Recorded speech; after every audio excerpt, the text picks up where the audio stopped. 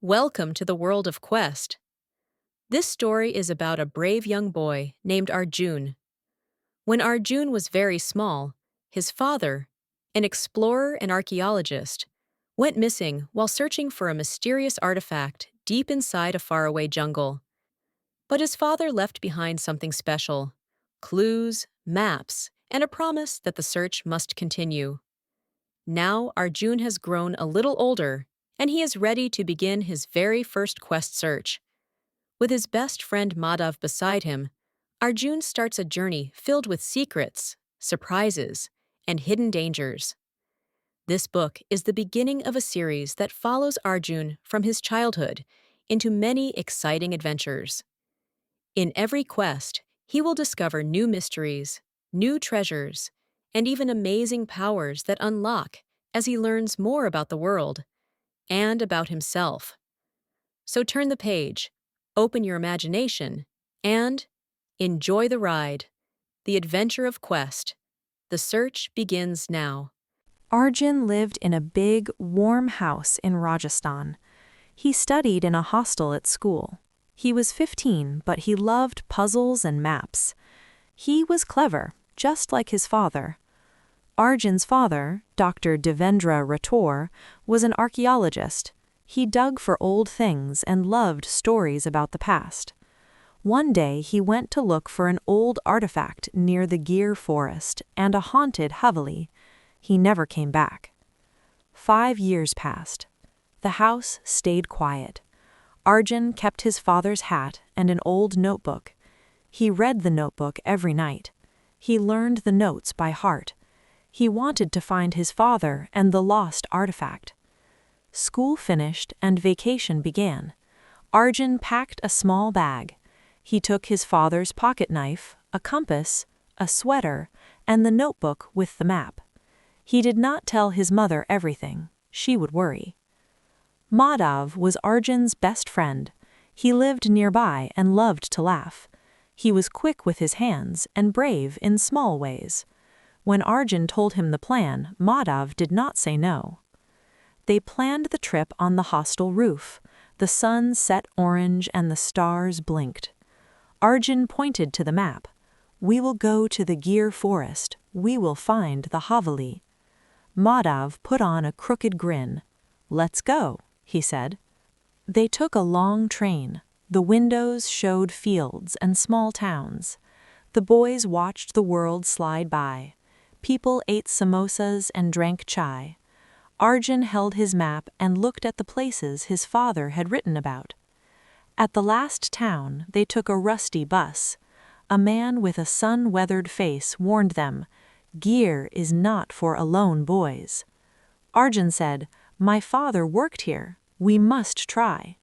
The man only nodded and looked sad. A villager told them the path. "Walk 5 kilometers on a deer track," he said. "Turn by the old banyan. Do not go off the trail." Arjun and Madhav tightened their straps and started into the trees. The forest was quiet and cool. Light fell like green glass. Birds called and insects hummed. Arjun held the map. Madhav held the heavier bag. They stepped carefully on the soft ground. They saw small, shiny beetles. They saw roots that looked like ropes. The boys laughed and tried to guess animal prints. The forest felt like a giant book they were reading slowly. As the sun went down, sounds changed. The birds grew quiet. A heavy footstep came from far away.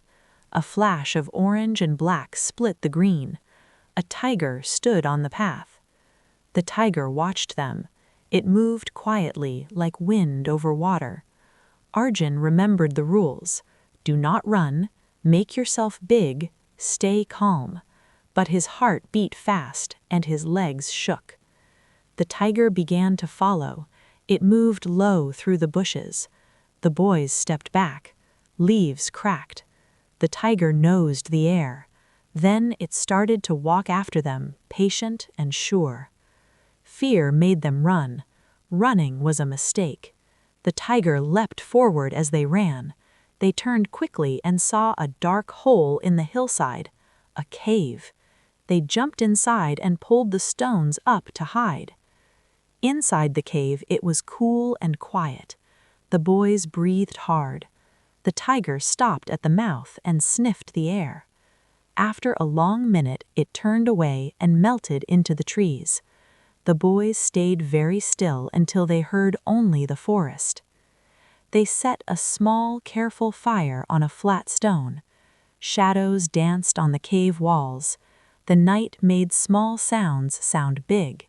The boys listened to twigs snap and leaves whisper. They took turns watching. Arjun thought he heard a low voice, but it was only the wind moving through a crack. Madhav told silly stories to keep their courage. They wrapped themselves in blankets and tried to sleep, but sleep came in short pieces. Morning light slipped into the cave. The world outside seemed kinder. The boys stretched. They were very hungry. No food had come with them. Hunger makes small things feel important. Near the cave, they found a little river. The water was cold and clear. Tiny crabs ran sideways among the stones. The boys tried to catch them. Madhav made a net from a torn sleeve and a stick. One crab bit Arjun's finger. It hurt, but only a little. Madhav washed the bite with river water and tied a clean cloth around it. They worked together and laughed when they could. They were brave and careful. They caught a bigger crab. They made a small fire and roasted it. The roasted crab smelled smoky and good. The boys ate slowly and felt warm and full for the first time in a long while. Full and clean, they drank from the river and started again. The map led them on. The path wound between tall trees and over mossy stones. Their feet hurt, but their minds stayed strong. They walked for hours. The map had faded spots and little numbers. Arjun studied the pencil marks his father had left. The forest seemed to watch them. Little breezes felt like whispers. At the edge of a clearing, the trees opened like curtains. The sun touched the ground in warm patches. Arjun felt his breath catch. The place ahead was the shape of a story, wide and strange. There it stood on a low hill. The Haveli looked old and proud. Stone walls were spotted with moss. The wooden balconies were carved with faded patterns. Vines had hugged the railings for a long time. 2 stone lions guarded the gate. Time had smoothed their faces, but they still watched. The main door was closed but not locked. The boys moved slowly, like guests in a quiet museum. Arjun put his hand on the wooden door. It felt cool and strong. In his mind, he could see his father's handwriting on the map. He thought of the artifact and the stories his father told. His heart was full of hope and worry. Around the Havelin, he saw small signs, a circle of charred stones that might be a fire, a single muddy boot print half hidden by leaves, and a scrap of cloth snagged on a thorn. Someone had been here not too long ago. They stood together and looked at the wide building. The sun made the old stones glow. The forest sounded soft around them. Arjun folded the map carefully. He breathed in. He knew this was the place his father had written about. This is where their search would begin. Arjun and Madhav stood at the huge wooden door of the old Haveli. Their hearts beat fast, but they gathered their courage. With a slow push, the door creaked open. Inside, everything was dusty. Spider webs hung like silver threads. Broken furniture lay scattered on the floor. The air smelled old and forgotten. Suddenly, whoosh! A group of bats flew over their heads. Tiny insects buzzed everywhere. Madhav almost screamed, and Arjun jumped back. The noise echoed through the empty halls. They took deep breaths and walked deeper inside. Soon they saw a staircase leading to the basement. Something felt important down there. But the basement door was old and rusty. They pushed hard. "Come on, open," said Madhav. Finally, with a loud crack, it opened. Inside, everything was dark, completely dark. They could not see anything at all. Arjun pulled out the torch they had carried. The moment he lit it, shadows danced on the walls. The basement looked huge and scary. The basement was massive. Many small rooms lined the walls, but most were locked. The boys searched for a switch and click! The lights came on. Both gasped. The whole basement was filled with old artifacts and paintings made by famous artists. They continued searching.